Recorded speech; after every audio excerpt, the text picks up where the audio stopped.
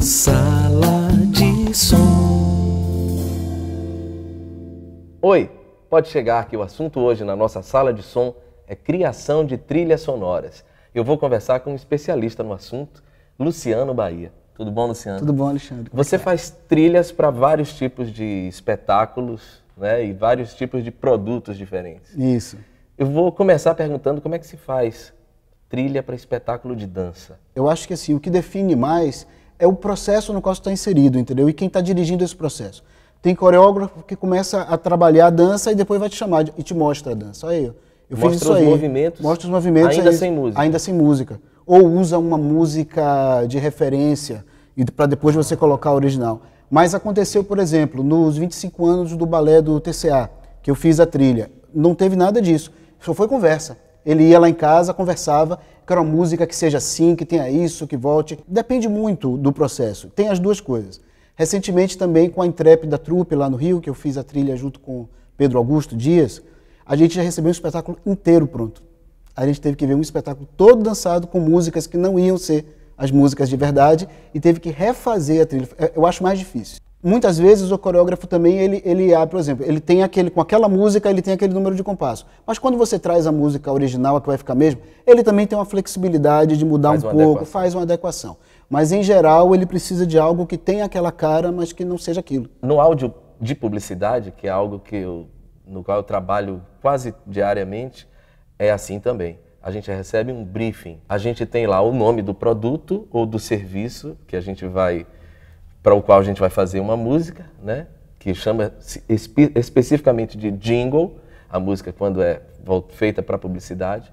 E aí a gente tem o público-alvo a que se destina, as palavras que a gente tem que usar, né? E sempre também uma música de referência. É bom saber que alguém te ama de verdade. Bom saber que alguém te quer também.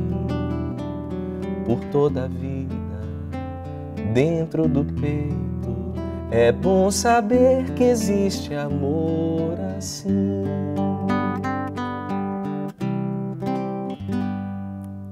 Mas eu queria saber outra coisa de você. Teatro.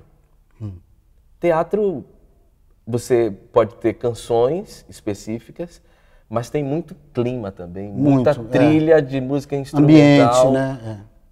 É muito diferente. O mais bacana dessa coisa de trilha, eu acho, que é tirar você do universo musical que é mais seu. Entendeu? Você é obrigado a entrar em universos absolutamente diferentes que você não estaria diretamente em contato com eles se não fosse o trabalho da trilha, né? Mas tem a coisa dos estilos. O que é que está trabalhando? Qual é a estética desse espetáculo? Recentemente eu fiz um trabalho com o Luiz Marfuz, que era tudo de música brega. Brega no sentido daquele conceito da música brega brasileira dos anos 70. Música popularesca. Né? É aí que você vai em Valdir Soriano, né? E pessoas Amado Batista. Era tudo por aí, né? Nesse pessoal. Depois eu parti para um outro espetáculo que era com as músicas de Raul Seixas. Mas você criou canções específicas, originais? Nesse caso eram mais climas e playbacks. Tem muito isso em teatro. Às vezes o que você tem que fazer numa trilha de teatro, às vezes não é nem um clima, não é nem uma canção original, mas criar playbacks para os atores cantarem. Em cena. Então, em cena, exatamente, cantarem ao vivo. E você recebe o roteiro? Eu vou mais assistir os ensaios. Você recebe o texto? Eu recebo, mas hoje em dia eu não gosto muito de ler o texto, porque assim, eu acho que não ajuda muito. Não? Em teatro, o que dá mais cara da coisa mesmo é a própria encenação. Porque você pode pegar um Shakespeare, hoje em dia, e montar ele totalmente de cabeça para baixo, com as pessoas penduradas num circo, na lona de circo. Então, assim, aquilo é que dá a cara do que vai ser. Eu tive uma experiência engraçada com novela também, que é o seguinte, uma canção minha entrou na novela da Globo, né, no Ciranda de Pedra, e quando eu fiquei... A canção já tem uma dramaturgia dela, ela tem personagens dentro dela. Sim. Quando eu fui, esperava, obviamente, que o personagem da novela tivesse um pouco a ver com a música, né? E na verdade não tinha. Então eu fiquei procurando entender por que eles escolheram. Era mais o clima da música, era mais o clima do arranjo da música, que no caso foi a Márcia Castro que gravou, uma canção chamada Queda. E assim, o clima misterioso do arranjo, que também é meu, que eu produzi o disco dela, esse clima atraiu eles, não foi muito a própria história que a letra contava. Uma outra experiência muito interessante que eu tive foi numa peça de teatro que não tinha texto. Era teatro, porque não era dança especificamente, era movimentação. a gente pode lembrar de algo como um cinema mudo, por exemplo. Sim. Não era bem isso, mas assim, tem mais a ver. Se eu O for... cinema mudo tinha trilha sonora. Tinha trilha, ao o vivo, pessoal ao vivo, né? é que era lindo, devia ser lindo aquilo, né?